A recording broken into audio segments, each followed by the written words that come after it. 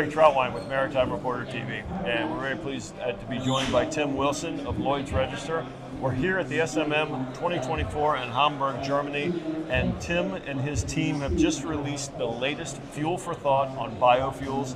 Tim, I appreciate you joining me. Thank you very much for inviting me. Happy to talk about it. Absolutely. So Tim, why don't you tell me a little bit about the Fuel for Thought series to start, and then we'll dig into the biofuels. Well, the aim of the Fuel for Thought series is really to get a comprehensive, consistent approach on all the different fuels people are talking about in the industry. So what's the Lloyd Register understanding and investigative outcomes on each type of fuel? So we're looking at the technical readiness of the fuel, the investment situation, the readiness, and the community interface with the fuel. There are three main things. The other aspect is the issues around using the fuel on board ships, the technical issues, the challenges, and the fact it's available or not available. Methanol, ammonia, nuclear. So when they get to read that series, they get a good overall comprehensive from one location. Of course, it's one company's position on it, but it gives a good understanding for anybody, particularly lay people, who are perhaps not so familiar about certain types of fuels, like ammonia or methanol. But biofuels as well, because biofuels, is, I would say, is probably the more complex of fuels, because there's no one biofuel that represents another.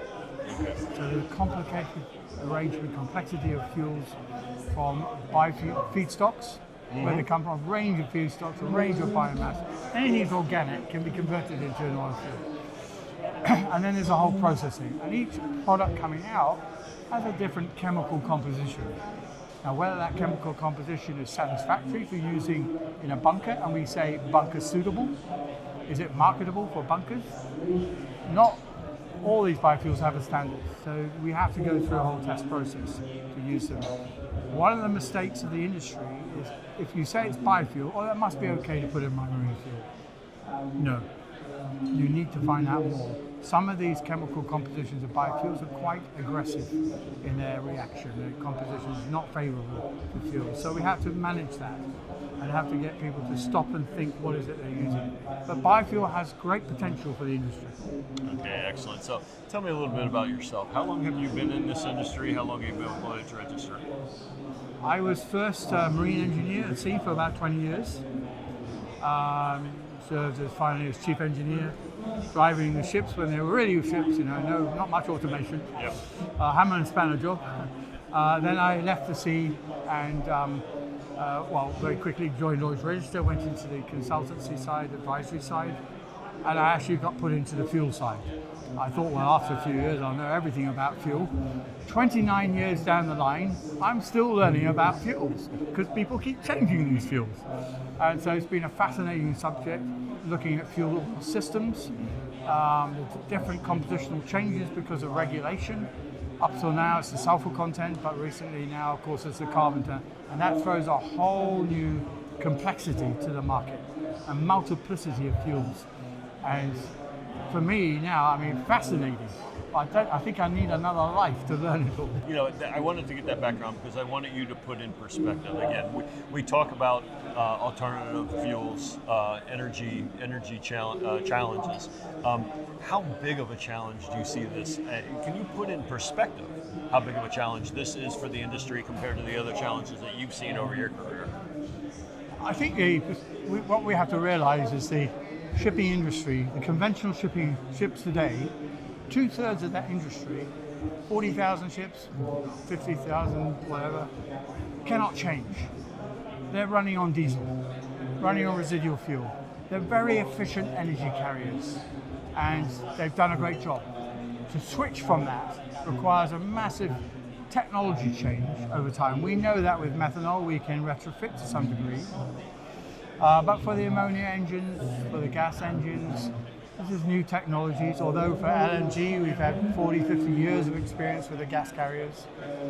So they're mature, the gas, now methanol is becoming more mature. The problem is, more than the ships, is actually the source of these fuels. How much, how quick can we get them sustainable, i.e. bio or electrolytic fuels from hydrogen converted? And that's going to take a huge amount of effort. We're a long way off from that. So we have to look at the intermediate side. Biofuel's a bit of a lifesaver, if we had enough of it. The potential for that enough is there. But at the moment, it's only, well, last year 1.7% of the petroleum fuels was biofuel, which is a very small amount. So we're looking at about 3 million tonnes, something like that, 4 million tonnes. We need 300 million tonnes of biofuel just to replace.